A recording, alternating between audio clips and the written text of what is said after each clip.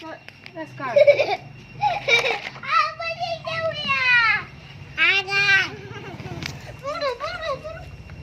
Con ngắm cái gì vậy?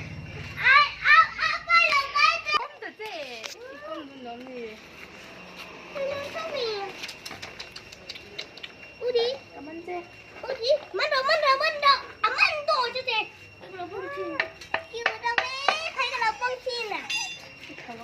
Xuống liều là last cái lẩu thịt lúc tục cô.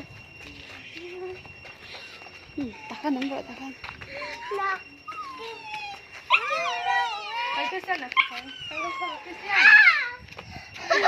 Cô last cái thịt lúc tục last cái cô lẩu chập cha ra chứ.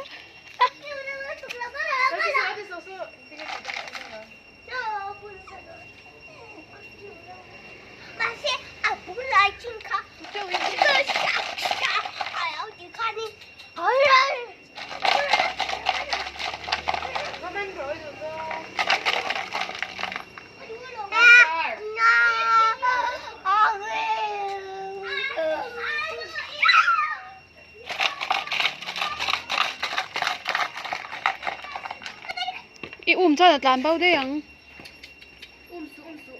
Đủ dễ lắm khoa khoa. Sẽ kêu đâu đấy tụi cái đuổi à bác sĩ.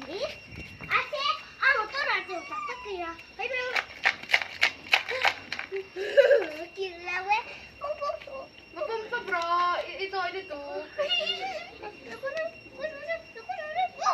Anh tiếc mà thì đón lẩu chê.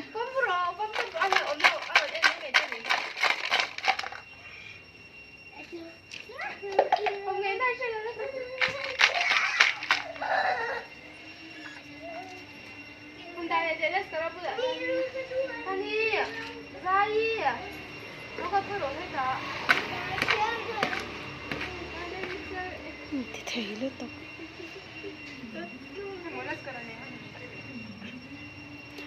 Christian là cho em ám mà ngay về là.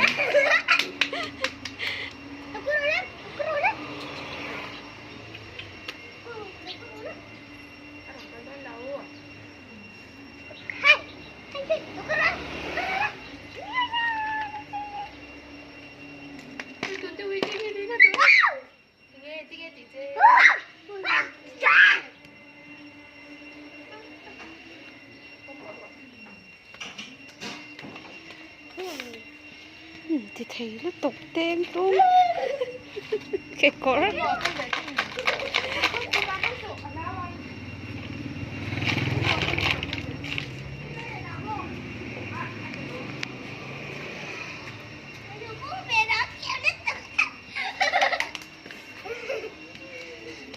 anh đi từ đâu lên bà bấy.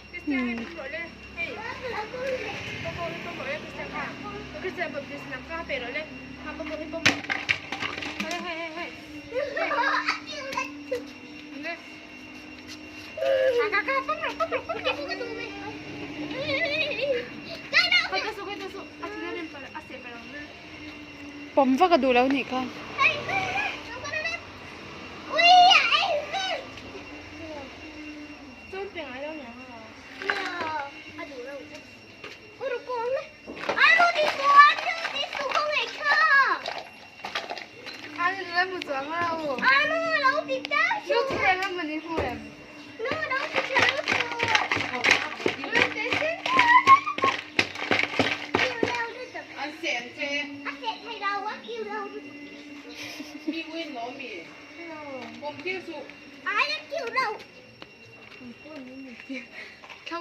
Các lô khác đủ đó như hấp bông.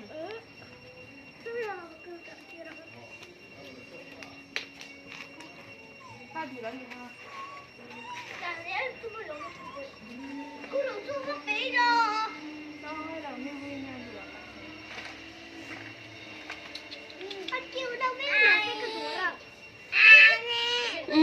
Ê à, ingê à. Ingê. Ani lau khu khu ma. Khu cái pangangi mo ti ani lau khu khu te su. Thế te su kira mà rồi.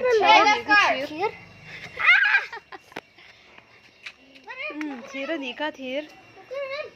Namaskar. Hey. เราอมแล้วทีระนี่ก็ Hey, you, Robo. The coconut. ทีระนี่ก็ปังหังซูมีจังอากันคนลุมโตขาเราอมแล้วอีกูดินสุขอยลาอีกูข้านสุขอยเตะเราอมเร่งละ Hey. Hey. Happy birthday.